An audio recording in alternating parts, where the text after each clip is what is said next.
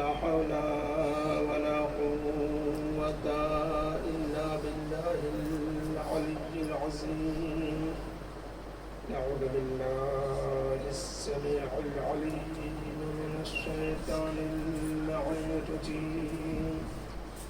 بسم الله الرحمن الرحيم. الحمد لله رب العالمين.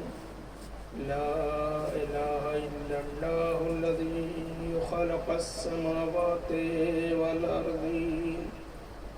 الذي جعل حبيبه نبيا وآدم بين الماء والطين.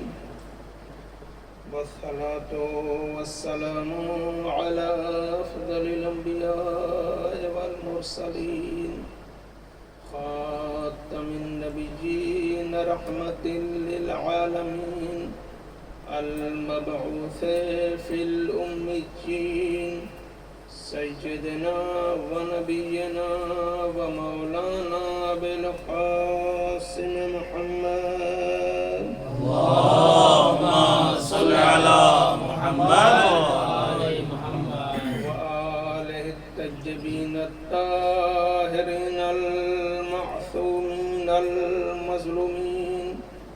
ولعنة الله على الملحدين والمشركين والكافرين والمنافقين. أما بعد، فقد قال الله تبارك وتعالى في كتابه المبين. بسم الله الرحمن الرحيم.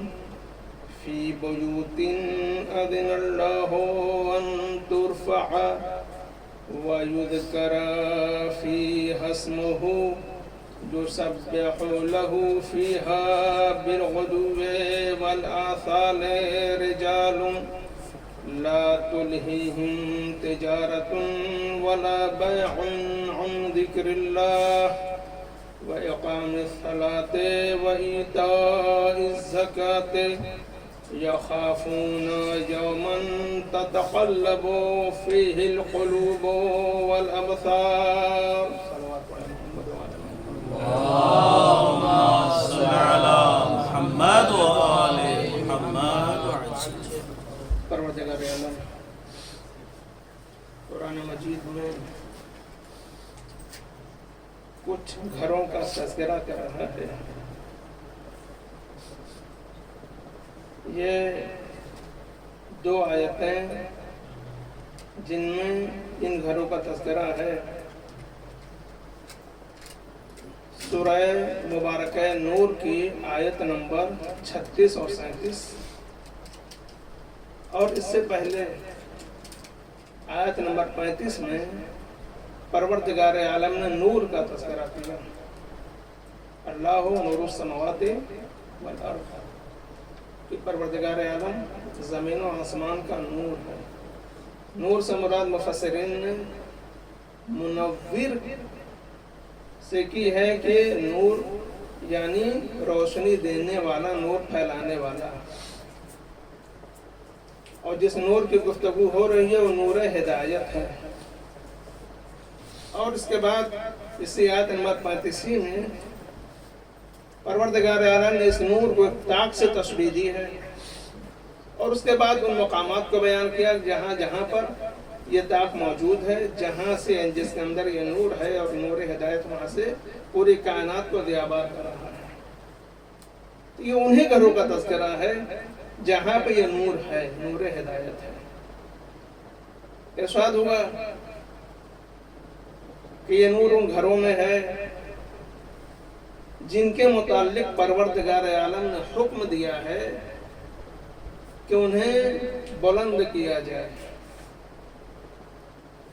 یعنی جن گھروں کی بلندی کا اعتقاد رکھنا ہر بندے مومن پر واجب ہے۔ ساتھ میں ایک دوسری فضیلت وَيُذْكَرَ فِيهَا اسْمُهُ، کہ ان گھروں میں اللہ عز و جل کا نام لیا جائے، اس کے نام کا تذکرہ کیا جائے۔ یہ تو ہو گئی فضیلت۔ اگر آیت یہیں پر ختم ہو گئی ہوتی کہ کچھ گھر ہیں جن کی یہ فضیلتیں ہیں کہ وہ کائنات میں بلند ہیں اور ان میں اللہ کا ذکر کیا جائے، تو پھر سوال ہو سکتا تھا کہ وہ کون سے گھر ہے، کن لوگوں کے گھر ہیں۔ لیکن بات اور آگے بڑھی، آیت نمبر 36 سے شروع ہوئی، پھر 37 تک پہنچی اور وہاں پر جا کے مکمل ہوئی۔ پروردگار عالم نے یہ بھی واضح کیا کہ یہ کون لوگ ہیں جن کے گھروں کی یہ فضیلت ہے۔ آگے ارشاد ہوا یُسَبِّحُ لَهُ فِيهَا، ان گھروں میں صبح و شام اللہ کی تسبیح کچھ افراد کرتے ہیں۔ تو پہلی صفت کیا ہوئی؟ تسبیح کرنے والے کچھ افراد ہیں جن کے گھروں کی یہ بات ہو رہی ہے۔ دوسری منزل یُسَبِّحُ لَهُ فِيهَا بِالْغُدُوِّ وَالْآصَالِ رِجَالٌ لَا تُلْهِيهِمْ تِجَارَةٌ وَلَا بَيْعٌ، یہ ایسے تسبیح کرنے والے افراد ہیں جن کو تجارت اور خرید و فروخت اللہ کے ذکر سے، نماز اور زکوٰۃ کی ادائیگی سے غافل نہیں کرتے، اور وہ ایسے دن سے ڈرتے ہیں جس دن آنکھیں اور دل پلٹ جائیں گے۔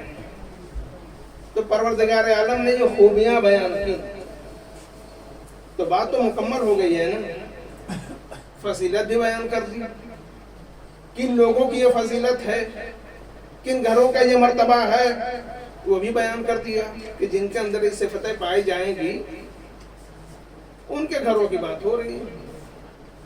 اب آگے کسی سوال کی ضرورت نہیں تھی نا کہ یہ کون سے گھر مراد ہے، ضرورت تھی یقیناً۔ عزیزان گرامی، چونکہ قرآن مجید قیامت تک کی ہدایت کے لیے آیا ہے، صرف پیغمبر کے زمانے سے محدود تو نہیں ہے نا، کب تک کے لیے آیا ہے؟ قیامت تک کے لیے۔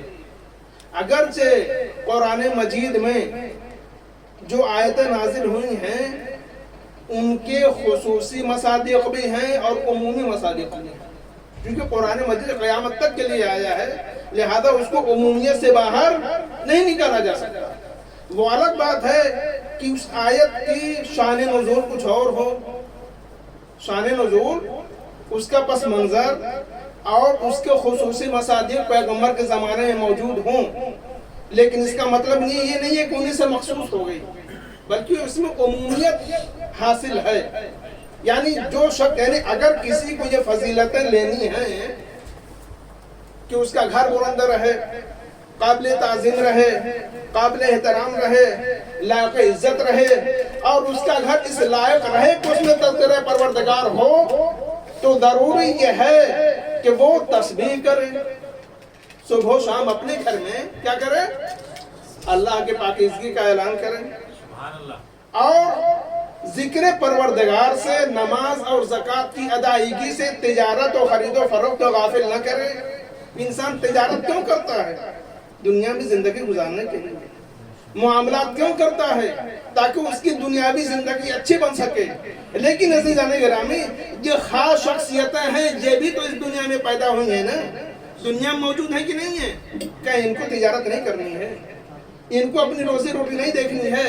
لیکن عزیزان گرامی، کوئی ان سے سیکھے کہ تجارت کرتے ہوئے بھی پروردگار کا ذکر اپنی زندگی میں رکھے۔ سبحان اللہ۔ ہوتا یہ ہے کہ جب انسان کو کوئی چیز بیچنی ہوتی ہے تو دام بڑھا چڑھا کے بتاتا ہے، جب خریدنی ہوتی ہے تو کم سے کم دام پہ لینا چاہتا ہے۔ عزیزان گرامی، اس مقام پہ بھی اگر ہم معاملات کے درمیان بھی پروردگار عالم کو یاد رکھیں تو یاد رکھیے تجارت میں بھی نہ تو کوئی کمی ہوگی نہ ہی کوئی زیادتی ہوگی۔ عموماً انسان جب مسجد میں آتا ہے تو بہت بڑا متقی نظر آتا ہے، مسجد سے باہر جب مارکیٹ میں آتا ہے، بازار میں جاتا ہے، بھئی کچھ لوگوں کا تو عقیدہ یہ ہے کہ دین میں تو ہم بہت بڑے متقی ہیں، لیکن دنیاوی معاملات الگ ہیں۔ دنیاوی معاملات میں دین کا کوئی دخل نہیں ہوئی۔ وجہ یہ ہے کہ ہمارے یہاں نماز کی تبلیغ تو ہوتی ہے، روزے کی تبلیغ تو ہوتی ہے، حج کی تبلیغ تو ہوتی ہے، جنہیں عبادت شمار کیا جاتا ہے۔ عزیزان گرامی، تنہا عبادات کا تذکرہ کرنا یہ دین نہیں ہے، بلکہ معصوم کا تو کہنا یہ ہے کہ اصل تقوی اور پرہیزگاری اس شخص کے اندر دیکھو جو صرف نماز نہیں پڑھ رہا ہو، روزے نہیں رکھ رہا ہو، بلکہ یہ دیکھنا ہے کہ معاملات میں صحیح ہے کہ نہیں ہے، لین دین میں صحیح ہے کہ نہیں ہے۔ صلوات پڑھے محمد والے محمد پر۔ اللہم صلی علی محمد وآل محمد۔ اور اس آیہ کریمہ میں تجارت کے ساتھ ذکر پروردگار کا تذکرہ ہوا ہی اسی لیے ہے کہ عموماً جب انسان مسجد میں جاتا ہے تو سب سے بڑا متقی نظر آتا ہے، اسے بازار میں دیکھو تقوی سلامت ہے کہ نہیں ہے، لین دین کر کے دیکھو، معاملات کر کے دیکھو۔ ورنہ وہی لوگ جو پیغمبر کے زمانے میں تھے، پیغمبر کے سامنے اٹھتے بیٹھتے تھے، آپ کے ساتھ میں تو ان کے پیچھے نمازیں پڑھتے تھے، لیکن جب مسئلہ حکومت میں آیا، حکومت کا آیا کہ اب حکومت اہل بیت کے گھر میں رہے گی یا ہمیں لینا ہے، تب سمجھ میں آیا کہ کتنے بڑے متقی ہیں۔ صلوات پڑھے محمد والے محمد۔ اللہم صلی علی محمد وآل محمد۔ آج کی اس گفتگو کا عنوان آپ کی سمجھ میں آ گیا ہوگا، وہ گھر جو کائنات میں سب سے زیادہ بلند ہے، جو اس لائق ہے کہ اس میں ذکر پروردگار کیا جائے، وہ گھر ہے کون سا؟ ابھی آیت کا ترجمہ مکمل نہیں ہوا کہ غفلت، تجارت و بیع، خرید و فروخت ان کو غافل نہیں کرتی ذکر پروردگار سے، نماز و زکوٰۃ کی ادائیگی سے، اور یہ اس دن سے ڈرتے ہیں جس دن دل اور آنکھیں پلٹ جائیں گے، خوف کی وجہ سے، ڈر کی وجہ سے۔ تو عزیزان گرامی، اب اگر کسی کے گھر کی بلندی کا اعتراف کرنا ہے تو یہ دیکھ لو کہ اس میں اس آیہ کریمہ میں جو صفتیں بتائی گئی ہیں ان صفتوں کا حامل ہے کہ نہیں ہے۔ صلوات پڑھے محمد والے محمد۔ اللہم صلی علی محمد وآل محمد۔ فضیلت بھی بیان ہو گئی، صفتیں بھی بتا دی گئی۔ اب ضرورت نہیں تھی کہ سوال کیا جائے کہ ان گھروں سے مراد کون سے لوگ ہیں، یعنی کن لوگوں کے یہ گھر، ان گھروں سے مراد کون سے گھر ہے، سوال کی ضرورت نہیں تھی، لیکن پھر بھی تفسیروں میں آیا ہے، شواہد التنزیل، در منصور سیوطی کی اور بہت ساری تفسیر کی کتابوں میں ہے کہ فقام الیہ رجل، پیغمبر اسلام کی طرف ایک شخص کھڑا ہوا اور آپ سے مخاطب ہوا، یا رسول اللہ ان گھروں سے مراد کون سے لوگ ہیں؟ ضرورت تھی سوال کرنے کی، پر جس کے اندر یہ صفتیں دیکھتے چلے جاؤ، مصادیق کو پہچانتے چلے جاؤ، تو یہ تو گفتگو ہے عمومی مصداق کی، لیکن جو شخص کھڑا ہوا ہے اس کو اچھی طریقے سے معلوم ہے کہ اس آیت کا اگر کوئی عمومی مصداق ہے جو قیامت تک آنے والے افراد جن کے اندر یہ صفتیں پائی جا رہی ہیں، اگر ان کے اندر یہ صفتیں پائی جا رہی ہیں تو ان فضیلتوں کے حامل ہوں گے، لیکن ان آیات کریمہ کے کچھ خصوصی مصادیق بھی موجود ہیں جس کے لیے پوچھنا چاہ رہے ہو کون سے لوگ ہیں۔ اور عزیزان گرامی، جب بات خصوصی مصداق کی آئے گی تو ایک لحظے کے لیے بھی، ایک لمحے کے لیے بھی، ایک پل کے لیے بھی وہ افراد جو اس کے خصوصی مصداق ہیں، اصلی مصداق ہیں، حقیقی مصداق ہے، ایک لمحے کے لیے بھی ان صفتوں سے جدا نہیں ہو سکتے۔ اسی لیے پیغمبر خاموش رہے۔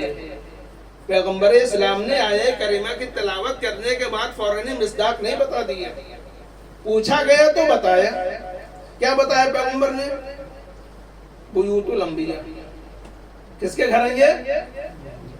نبیوں کے گھر ہیں۔ بات مکمل ہو گئی تھی نا؟ ان گھروں میں پیغمبر کا گھر آ گیا کہ نہیں آ گیا؟ آ گیا۔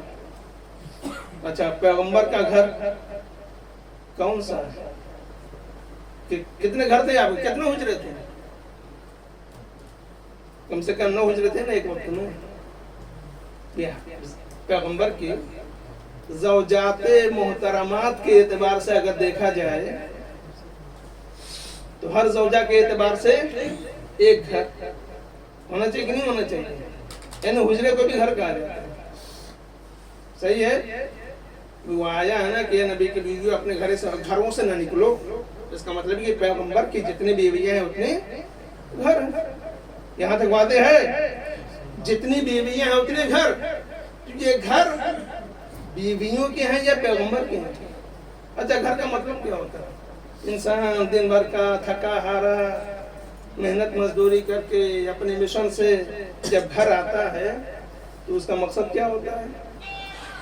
प्यार मोहब्बत से जो ज़ौजे मोहतरमा बातें करें ताकि सारी थकन दूर हो जाए। तो उसे जाने कर मैं ये नहीं कहता कि पैगंबर इस्लाम के सारे अज़वाज जो हैं वो आपके लिए मुखलिस नहीं, तो मैं ये नहीं कहता है। बहुत सारे पैगंबर के अज़वाज हैं जिनकी सिफत थी आप पैगंबर के मुखलिस थी। लेकिन ऐसे जाने घर घरों की बात हो रही है। भाई घर में इंसान इसलिए आता है ताकि बाहर जितनी थकावट है उसके अंदर आई। और पैगंबर इस्लाम के ऊपर तो कुछ ज्यादा ही परेशानियां थी। जिदा निकल रहे हैं, गैर भी ताना दे रहे हैं, अपने भी कुछ ऐसी हरकतें कर दे रहे हैं जिसकी वजह से पैगंबर को तकलीफ और अज़ियतें हो रही हैं। तो पैगंबर को तो सुकून और आराम की घर में उससे ज्यादा जरूरत है ना। लेकिन ऐसे जाने गिरामी याद रखिए, वो घर बाइसे सुकून होता है जिस घर में पहुंचने के बाद बीवी प्यार मोहब्बत से बात करे, वो नहीं जो घर में जब आए तो आज तो ताना दिया जाए कि आपके मुंह से तो बगावीर की बदबू आ रही है। अगर ऐसा किसी को घर मिला है तो कभी सुकून न मिलेगा। सलावत पढ़े मोहम्मद वाले मोहम्मद।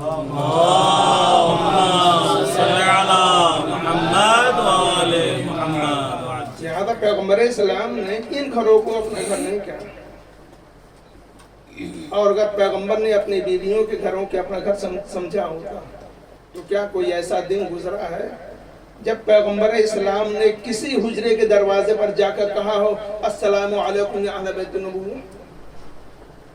ए नबुव्वत के घर वाले, नबी नहीं कहा, क्योंकि पैगंबर को पता है कि अगर लफ्ज़ नबी कहूंगा तो ये मुसलमान मेरी जिंदगी को दो हिस्सों में तकसीम कर देगा, जबकि मैं तो वमा मुहम्मदुन इल्ला रसूल का हामिल हूँ। मेरी जिंदगी रसालत से एक लम्हे के लिए खाली नहीं है। अगर मैं नबी कहता तो मुसलमान कहते मिंबर पे है तो नबी है, जमीन पे है तो नबी नहीं है, घर में है तो नबी नहीं है, खुतबा दे रहे तो नबी है, नमाज पढ़ा रहे तो नबी है, आम हालात में है तो नबी नहीं है। इसलिए पैगंबर इस्लाम ने लफ्ज़ नबी नहीं कहा, नबुव्वत कहा। कायनात की कोई भी तारीख की झूठी से झूठी कोई रवायत भी कोई साबित कर दे कि पैगंबर इस्लाम ने किसी हुजरे के सामने आकर कहा हो अस्सलामु अलैकुम या अहले बैत नबुव्वत, जिस दरवाजे पर पैगंबर इस्लाम ने जाकर अस्सलामु अलैकुम व या अहले बैत नबुव्वत कहा है, वही नबी का घर है, नबुव्वत का घर है।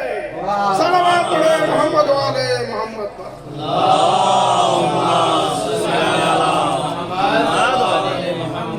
एक साहब ने ये बात कही, पूछा या रसूल अल्लाह कौन से घर है? तो आपने क्या फरमाया? बुयूतुल अंबिया, अंबिया के घर। बात तो मुकम्मल हो गई थी ना। अब एक साहब और खड़े हुए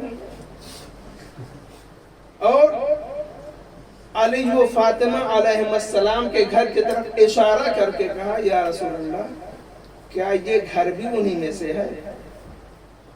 ये मैंने आपके सामने बयान किया कि पैगंबर इस्लाम ने किस घर को अपना घर समझा है।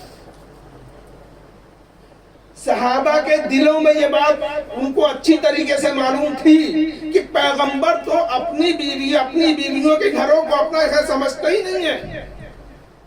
अगर समझते होते तो जब बाहर जा रहे हैं जंग के लिए तो भी दर फातिमा पे खाने फातिमा पे आ रहे हैं, वापस आ रहे हैं तो सबसे पहले यहाँ जा रहे हैं तो सबसे आखिर में इन्हीं के यहाँ से मिलकर जा रहे हैं।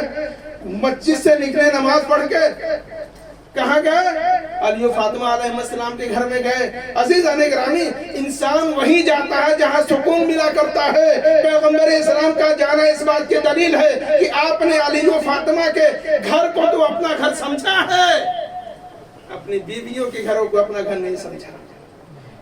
جن لوگوں نے سوال کیا ہے، جس نے بھی سوال کیا ہے، اس کا مقصد یہی تھا کہ یہاں سے کیونکہ پیغمبر نے پہلی بار بیان کر دیا کہ نہیں کر دیا، بیوت الانبیاء، انبیاء کے گھر، بھائی شہزادی فاطمہ زہرا سلام اللہ علیہ کا گھر اور مولا علی کا گھر کس اعتبار سے اس میں شامل ہو سکتا ہے؟ جب آپ نے کہتے ہیں بیوت الانبیاء، انبیاء کے گھر، تو یہ گھر تو نکل گئے نا، باہر ہو گیا نا، مساجد میں سے تو آیا نہیں۔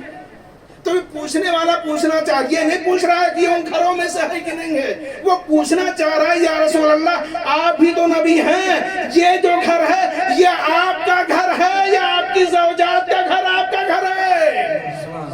اب پیغمبر اسلام نے تصدیق کی، نعم یقیناً یہ بھی انہی گھروں میں، نعم من افضلها۔ آپ نے کیا فرمایا؟ ان انبیاء کے گھروں میں کی بنسبت سب سے زیادہ فضیلت والا یہ گھر ہے۔ کچھ سمجھ میں آیا؟ باقی انبیاء کی کیا حیثیت ہے بنسبت پیغمبر اسلام کی؟ جناب آدم، جناب نوح، جناب شیس، جناب یعقوب، جناب یوسف، جناب ابراہیم، جناب موسیٰ، جناب عیسیٰ، جتنے بھی انبیاء اس دنیا میں تشریف لائے ہیں، ہم پیغمبر اسلام کو کیا کہتے ہیں؟ سید الانبیاء، افضل المرسلین۔ عزیزان گرامی، خانہ علی و فاطمہ علیہ السلام کو سب سے زیادہ فضیلت والے گھروں میں سے قرار دینا اس بات کی دلیل ہے کہ چونکہ انبیاء کی فضیلت وہ نہیں ہے جو میری فضیلت ہے، لہذا ان کے گھر کی فضیلت بھی وہ نہیں ہوگی جو علی و فاطمہ کے گھر کی فضیلت ہے، کیونکہ جب میں سب سے زیادہ فضیلت والا ہوں تو یہ گھر جو میرا گھر ہے اس کی فضیلت ان گھروں سے بھی زیادہ ہے۔ صلوات پڑھے محمد والے محمد، اللہم صلی علی محمد وآل محمد۔ کائنات میں سب سے زیادہ فضیلت والا، سب سے زیادہ بولا اور اس لائق کہ اس میں تذکرہ پروردگار کیا جائے، وہ کس کا گھر ہے؟ علی و فاطمہ۔ اچھا آئیے عمومی صفت ہو، ہم سے کیا کہا جاتا ہے کہ آپ نے ان کی پیروی کی، ان کی پیروی نہیں کی، ان کی پیروی کی اور ان کی پیروی نہیں کی، تو سب سے پہلا موہا تجارت والے پہ آ جاتا ہے۔ کیا اعلان ہوا کہ تصویر کرنے والے وہ افراد ہیں لا تلہیہم تجارت وربح عن ذکر اللہ، کہ اللہ کے ذکر سے ان کو نہ تو تجارت غافل کرتی ہے اور نہ ہی خرید و فروخت میں کسی بھی قسم کا معاملہ ہو، یہ غافل نہیں ہوتے پروردگار عالم کے ذکر سے، نماز و زکوٰۃ کی ادائیگی سے۔ اب عزیزان گرامی، جن کی پیروی کا اور جن کے چھوڑ دینے کا ہمارے اوپر طعنہ دیا جا رہا ہے، ان کی تو حیثیت تو ہم سورہ جمعہ میں ہر جمعہ میں جمعے کے دن پڑھتے ہیں، وَإِذَا رَأَوْا تِجَارَةً، گفتگو تجارت کی ہو رہی ہے نا، تجارت ذکر پروردگار سے غافل نہ کرے، خرید و فروخت، نماز و زکوٰۃ کی ادائیگی سے بے خبر نہ کرے، غفلت نہ برتنے دے۔ اب یہاں پہ اعلان ہوا وَإِذَا رَأَوْا تِجَارَةً أَوْ لَهْوًا انفضوا إِلَيْهَا وَتَرَكُوكَ قَائِمًا، یہ لوگ جو آپ کے سامنے بیٹھے ہوئے ہیں جب یہ تجارت دیکھتے ہیں،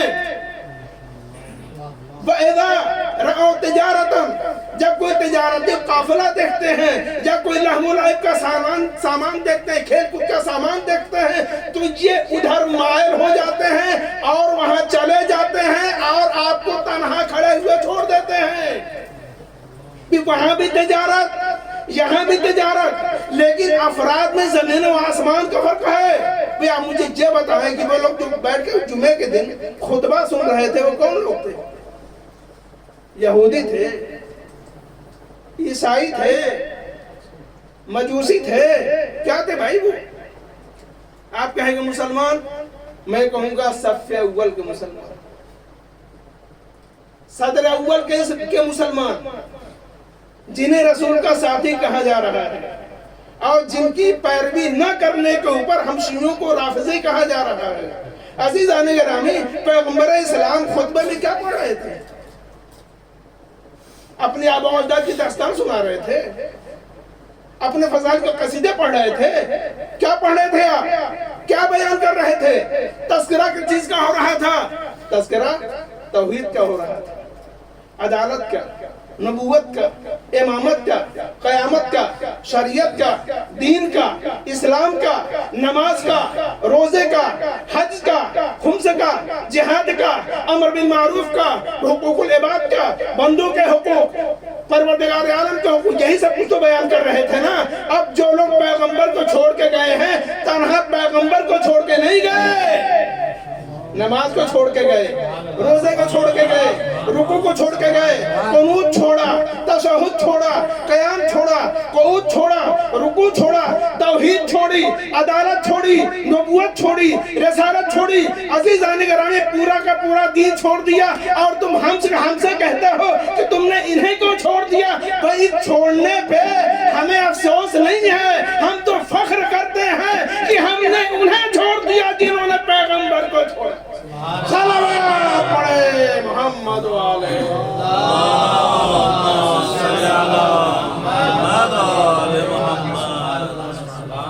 اور عزیزان گرامی ہم نے پکڑا ہی کب تھا تو چھوڑنے کی بات ہے۔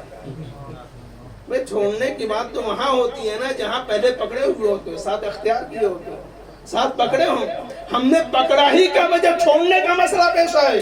اور عزیزان گرامی ہم تو ایسے لوگوں کا ساتھ ایسے لوگوں کے ساتھ رہنا پسند ہی نہیں کرتے جن کے ساتھ رہنے سے شرمندہ تعبیر ہونا پڑے، اظہار شرمندگی ہونا پڑے۔ عزیزان گرامی جب معصوم کا ساتھ اختیار کیا جاتا ہے تو سر فخر سے بلند ہوتا ہے، لیکن جب غیر معصوم کا ساتھ اختیار کیا جاتا ہے، کہ ہم تو قرآن مجید کو دیکھتے ہیں، قرآن مجید نے کیا کہا؟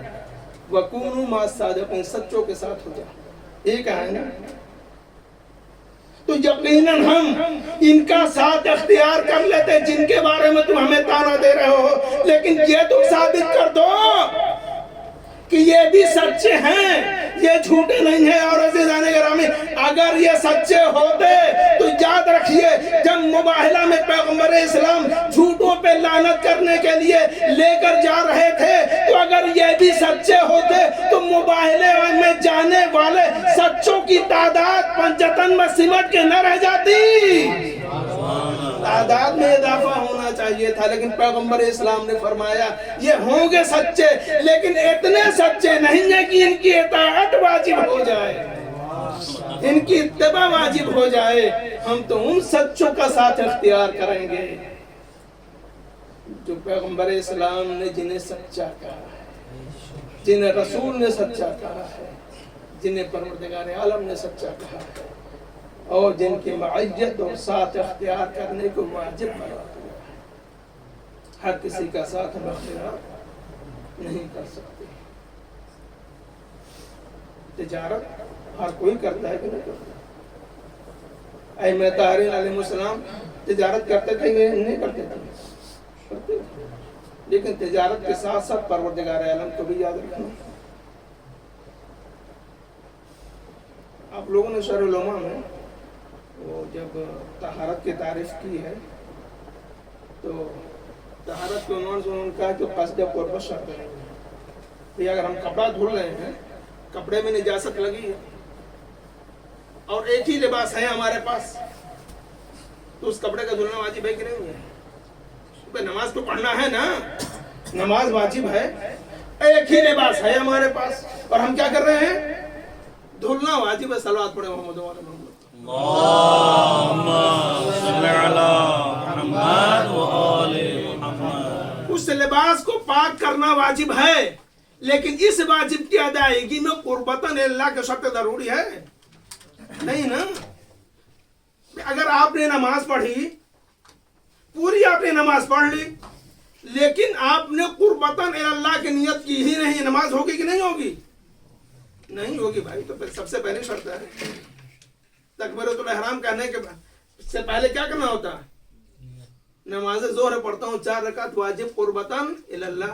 کسی نے یہ نیت نہیں کہ میں اللہ سے قریب ہونے کے لیے نماز پڑھ رہا ہوں، نیت اس نے کی ہی نہیں، پوری نماز پڑھی، ساری شرطوں کے ساتھ سب کچھ صحیح ہے، وضو بھی صحیح، لباس بھی پاک، جگہ بھی مباح، لباس بھی مباح، سب کچھ ہے، لیکن ہم نے اللہ سے قریب ہونے کی نیت کی ہی نہیں، نماز ہوگی کہ نہیں ہوگی؟ نہیں ہوگی۔ क्योंकि ये ताबुदियात में से है। परवरदिगार आलम जैसे कहा, जो कुछ कहा उन्हें चू चरा नहीं करना है, पढ़ देना है। लेकिन कुछ वाजिबात ऐसे भी जिन्हें तवस्सुलियात कहा जाता है, उनमें कस्द कुर्बत शर्त नहीं है।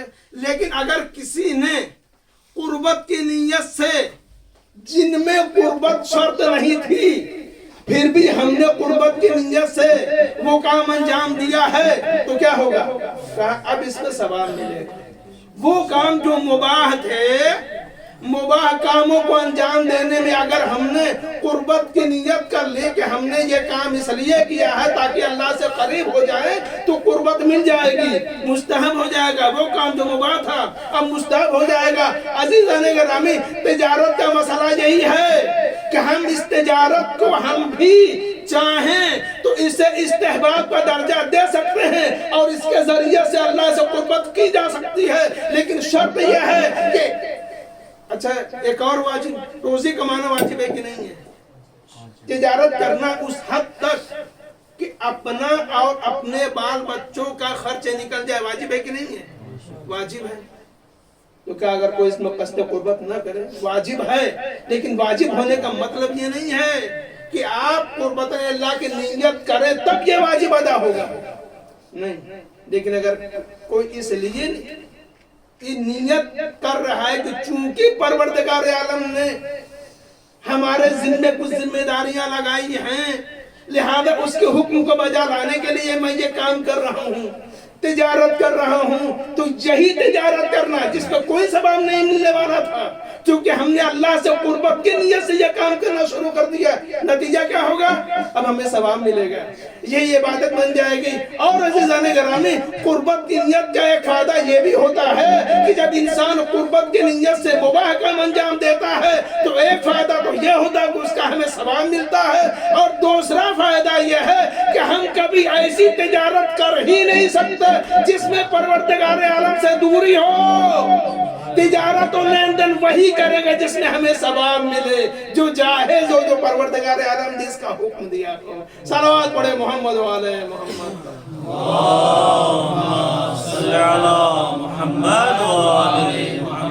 लिहाजा आपको ये न सोचे कि ये कैसे हो सकता है कि हम तिजारत भी करें, जिक्र परवरदिगार भी करें।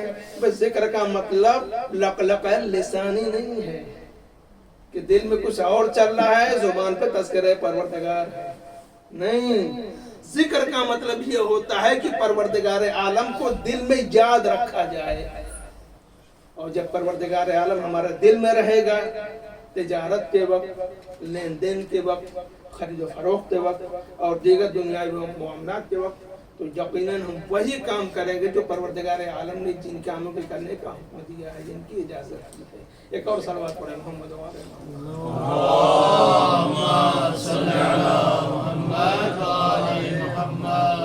अब इन तमाम चीजों को सीखने के लिए हम किसके पास जाएं, किसकी तरफ रुजू करें?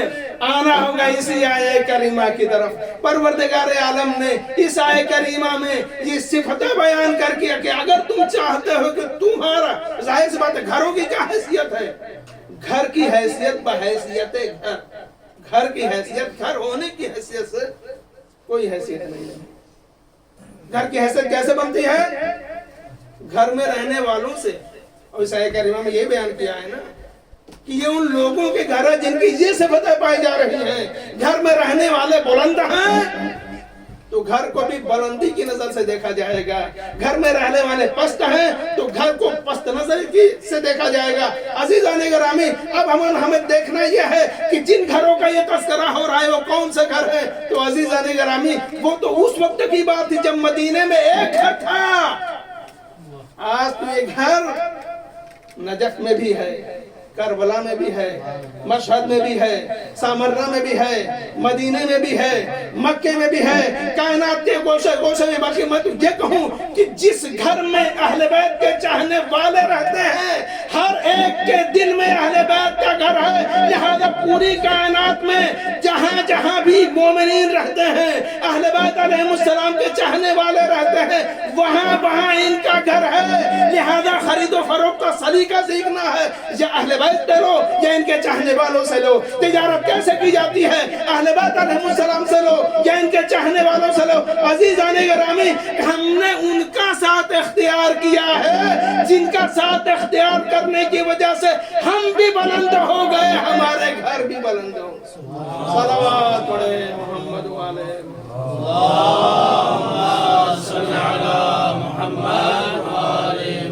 لہذا کائنات میں سب سے بڑا گھر کون سا ہے؟ در اہل بیت۔ اور عزیزان گرامی چونکہ جنگ فاطمیہ شروع ہو چکے ہیں اس لیے تمام علماء کرام اور خصوصاً ذاکرین کرام مخاطبہ اعظام سے ایک گزارش ہے۔ وہ گزارش یہ ہے، اور جہاں تک اس ویڈیو کے ذریعے سے بات جا رہی ہے ان سب سے ایک گزارش یہ ہے کہ عموماً بھئی اب یہ وہ وقت نہیں رہ گیا ہے کہ ہم شہزادی کے تذکروں کو محدود کر دیں، آپ کو جو مصیبتیں پڑی ہیں محدود کر دیں، اور کائنات میں باقی جتنے لوگ جو دیگر مذاہب کے افراد پائے جاتے ہیں وہ شہزادی کو شہزادی کے نام سے سب جانتے ہیں؟ نہیں جانتے ہیں نا؟ پیغمبر کو تو سب جانتے ہیں، رسول کو تو سب جانتے ہیں نا؟ لہذا جب بھی کسی مصیبت کا تذکرہ کیا جائے تو تنہا پیغمبر اسلام کی اس بیٹی کے نام پہ اکتفا نہ کیا جائے بلکہ کہا جائے پیغمبر کی بیٹی۔ جب بھی کوئی مصیبت بیان کی جائے رسول کی بیٹی کہا جائے، نبی کی بیٹی کہا جائے، پھر نام لیا جائے، تب جا کر یہ پیغام پہنچے گا کہ رسول کے انتقال ہوتے ہی، آپ کی وفات ہوتے ہی فوراً جس شخص سے تم مظالم اٹھائے گئے وہ کوئی اور فاطمہ نہیں تھی، کوئی اور زہرا نہیں تھی، بلکہ رسول کی بیٹی تھی، پیغمبر کی بیٹی تھی۔ لہذا یہ عنوان ہونا چاہیے تاکہ پوری کائنات میں یہ پیغام پہنچے کہ وہ کوئی اور خاتون نہیں تھی، اور فوراً ہی دروازے پر آگ اور لکڑی کا لایا جانا، فوراً ہی دروازے کو جلایا جانا اس بات کا ثبوت ہے کہ یہ لوگ انتظار کر رہے تھے کہ پیغمبر کی آنکھ بند ہو اور ہم اپنے مقصد کا آغاز کریں۔ اور عزیزان گرامی پیغمبر اسلام کو اچھی طریقے سے معلوم ہے کہ کیا ہونے والا ہے، اسی لیے آخر اوقات میں جب پیغمبر اسلام مولا علی کو دیکھتے، جناب فاطمہ زہرا کو دیکھتے، حسنین علیہ السلام کو دیکھتے تو بے اختیار رونے لگتے، کثرت سے رونے لگتے۔ عزیزان گرامی جب پیغمبر سے پوچھا گیا یا رسول اللہ گریے کا سبب کیا ہے، آپ کیوں رو رہے ہیں، کیوں گریہ کر رہے ہیں، کیوں بکا کر رہے ہیں، تو پیغمبر اسلام آواز دیتے ہیں گویا میں دیکھ رہا ہوں کہ علی کے سر کے اوپر ابن ملجم ضربت لگا رہا ہے، گویا میں دیکھ رہا ہوں میری بیٹی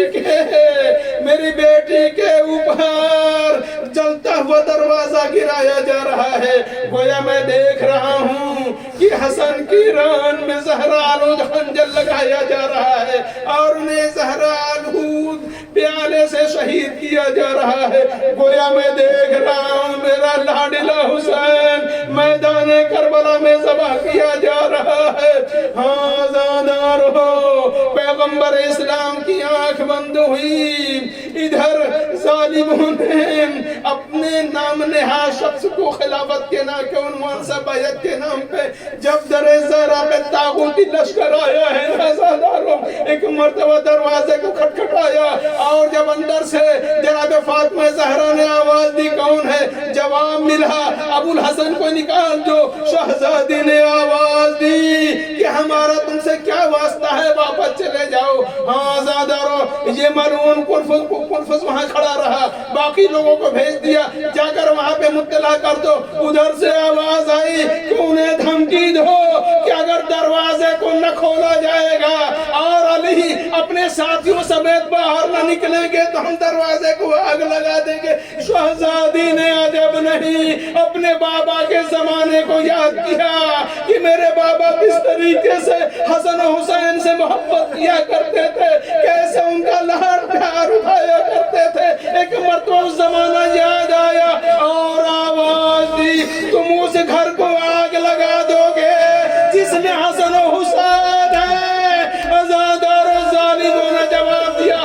بعید حسن و حسین ہے تو ہوا کرے بس آزادارو ظالموں نے آگ لگائی دروازے میں آگ لگائی گھر جلنے لگا جب دروازے کو دھکا مارا گیا شہزادی دروازے اور دیوار کے درمیان پس گئی ایک مرتبہ زمین پہ گری ان کو اٹھایا گیا جب گشے فوقا ہوا آواز دی ابو الحسن کہاں ہے شہزادی اپنے آپ کو سنبھالیے لیکن نہیں آواز دیتی ہے امام وقت کو بچانا واجب ہے جو ظالم میری حرمت کا پاس و لحاظ نہ رکھے ان سے کوئی بعید نہیں علی کو لے جا کر قتل کرتے ہیں جیسے ہی شہزادی کو بتایا گیا ان کے گلے میں رسی کا پھندا ڈال کر مسجد کی طرف لے جایا گیا ہے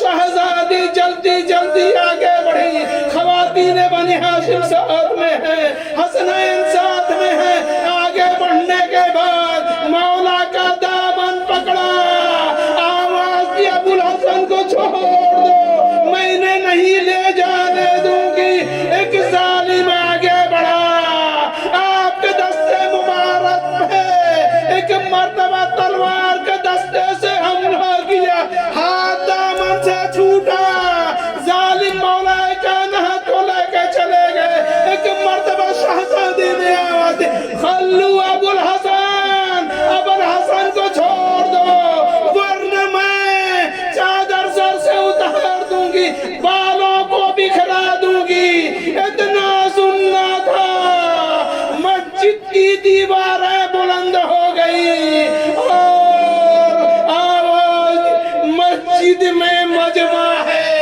گوارا نہیں ہے کہ کوئی رسول کی بیٹی کو ننگے سر دیکھے ادھر مولا کو خبر ہوئی آواز دی سلمان جاؤ فاطمہ کے پاس رسول کی بیٹی کو سمجھاؤ یہ ظالم مجھے قتل نہیں کر سکتے میں کہوں گا اے شہزادی آپ نے اس خیال سے کہ کہیں ایسا نہ ہو کہ میرے سر سے میرے وارث کا سایہ اڑ جائے آپ نے سر کے بال پریشان کرنے کا خیال کر لیا اے شہزادی اے رسول کی بیٹی آپ نے علی کو قتل ہوتے ہوئے تو نہیں دیکھا ہائے ذرا میدان کربلا میں آئیے آپ کی بیٹی زینب دلّہ زینبیہ پہ کھڑی دیکھ رہی ہے ماں جایا حسین نشے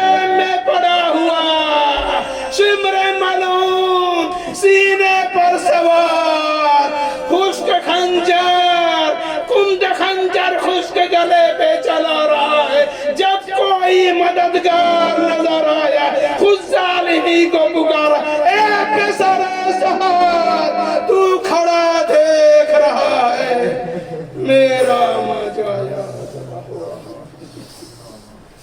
اللہ رحمت اللہ وسيعلم الذين ظلموا ما يجرون